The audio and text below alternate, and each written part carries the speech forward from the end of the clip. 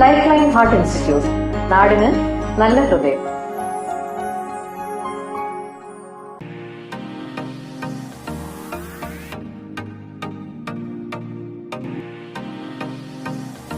പന്തളത്ത് വീട്ടിൽ തീപിടുത്തം. പന്തളം നഗരസഭ 12-ാം വാർഡിൽ കടയ്ക്കാട് ഷാജിയുടെ ഉടമസ്ഥതയിലുള്ള വീട്ടിലാണ് തീപിടുത്തം ഉണ്ടായത്. അടൂർ അഗ്നിരക്ഷാ നിലയം ഓഫീസർ വിനോദ് കുമാറിന്റെ നേതൃത്വത്തിലുള്ള സംഘം സ്ഥലത്തെത്തി തീയണച്ചു.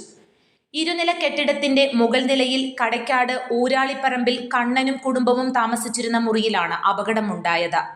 വൈദ്യുതി ഷോർട്ട് സർക്യൂട്ട് മൂലം റെഫ്രിജറേറ്ററിന് തീ പിടിക്കുകയായിരുന്നു.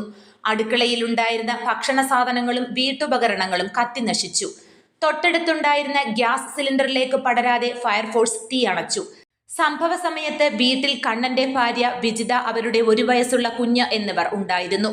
Senior fire and rescue officer E Makesh, fire and rescue ഓഫീസർമാരായ ശ്രീജിത്ത് കെ, ശ്രീജിത്ത് എസ്, രാജീവ്, വർഗീസ് എന്നിവർ രക്ഷാപ്രവർത്തനത്തിൽ പങ്കെടുത്തു.